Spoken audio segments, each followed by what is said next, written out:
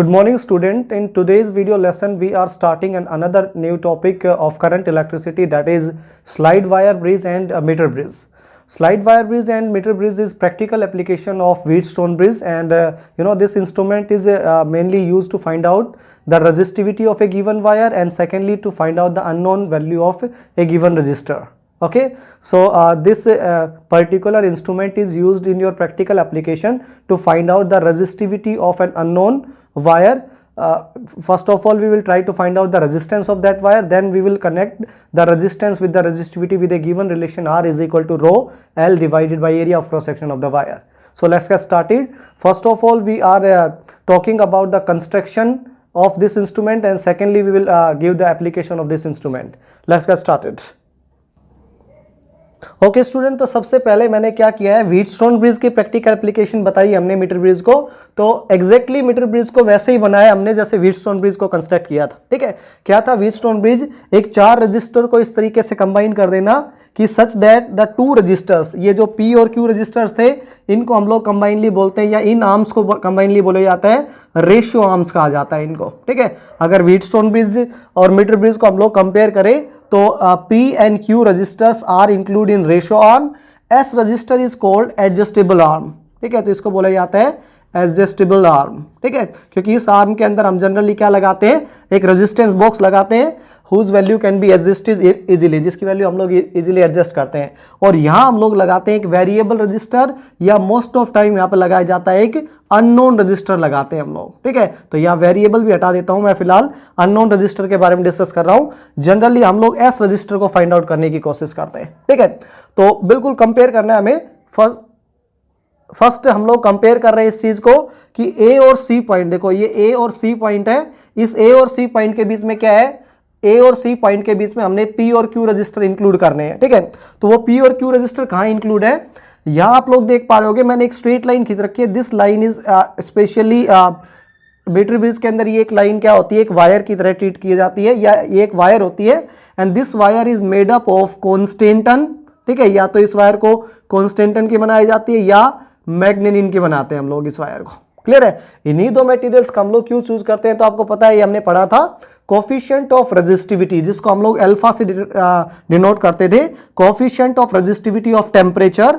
ठीक है, for alpha, that is in दोनों अलॉयज के लिए coefficient of resistivity of temperature क्या होता था, स्मॉल बट पॉजिटिव होता था, मतलब स्मॉल पॉजिटिव मैं लिख देता हूं. ठीक है, स्मॉल पॉजिटिव होने के लिए हमारे लिए क्या फायदा है, तो the advantage of taking these alloys in the metre bridge is that when during the flowing of current through this wire, इस वायर से जब करंट फ्लो करेगा, the temperature of this wire would be increase, temperature क्या हो जाएगा, increase हो जाएगा. उस टेम्परेचर के इंक्रीमेंट से the resistivity of this wire में चेंज, इस वायर की रेजिस्टिविटी क्या हो सकती है, चेंज हो सकती है. अगर नॉर्मली हम लोग इस जगह पे एक एलॉय नहीं यूज करके एक सिंपल मेटल यूज करते, मान लेते कॉपर मेटल यूज करते, या ज्यादा वैल्यू का लेट से हम लोग बोल रहे थे आयरन यूज करते, तो उस केस के अंदर क्या होता, जब टेम्परेचर इंक्रीज डिक्रीज होता तो इस वायर की रेजिस्टिविटी भी उसी हिसाब से इंक्रीज और डिक्रीज होती. लेकिन यहां हम लोग चाहते हैं कि ए और सी के बीच में एक ऐसी वायर लगाई जाए जिस वायर के ऊपर टेम्परेचर का इफेक्ट कम हो या नेग्लिजिबली स्मॉल हो. उस केस के अंदर हम 3 ही मटेरियल को चूज करते हैं, इधर निक्रोम इज चोजन और कॉन्स्टेंटन और मैग्नेनिन इज यूज्ड. ठीक है, कॉन्स्टेंटन और मैग्नेनिन क्या किया जाता है, यूज किया जाता है. ओके, सेकेंडली हमने ए और सी के बीच में, मतलब ये पी और क्यू रजिस्टर्स है ना, वो ए सी के बीच में आते हैं. उसके बाद रह गए आपका आर और एस रजिस्टर, तो आर रजिस्टर को हमने लगा दिया लेफ्ट गैप के अंदर, और एस रजिस्टर वो होता है जिसकी वैल्यू हमें अननोन होती है, whose value is to be find out, उसको हम लोग राइट गैप में लगा देते हैं. ठीक है, ये लेफ्ट और राइट गैप के बीच में कैसे कनेक्ट कर रखे हैं, तो ये जो मैं यहाँ पे ग्रीन पेन से शेडेड कर रहा हूं, ये पोर्शन है ना, इनको बोला जाता है कॉपर स्ट्रिप्स बोलते हैं इनको हम लोग. ठीक है, these are copper strips. Copper strips क्या होती हैं, कॉपर की बनी हुई मेटल्स होते हैं यहाँ पे, जो इस मीटर ब्रिज की इस मेन वायर को, ठीक है, और एक राइट गैप को और लेफ्ट गैप को सबको कनेक्ट करने के लिए क्या आते हैं, यूज होते हैं. ठीक है, तो ये वाला लेफ्ट गैप के अंदर आपने अननोन वैल्यू का रेजिस्टेंस लगाया है जिसको हम लोग अननोन आर्म बोलते हैं.